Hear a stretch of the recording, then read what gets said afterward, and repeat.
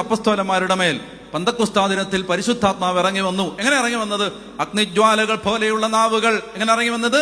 അഗ്നിജ്വാലകൾ പോലെയുള്ള നാവുകൾ തങ്ങൾ ഓരോരുത്തരുടെ മേലും വന്നു നിൽക്കുന്നതായി അവർ കണ്ടു. വളരെ ശ്രദ്ധിച്ചു കേൾക്കണം.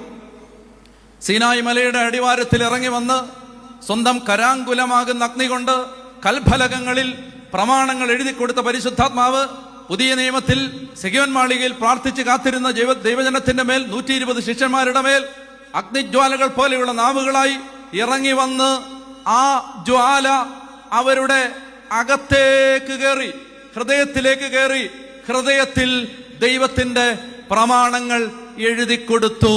ഇപ്പോൾ പുതിയ നിയമസഭയിൽ പരിശുദ്ധാത്മാവ് പ്രമാണം തന്നിരിക്കുന്നത് കൽഫലകങ്ങളിലല്ല, മനുഷ്യന്റെ ഹൃദയത്തിലാണ്.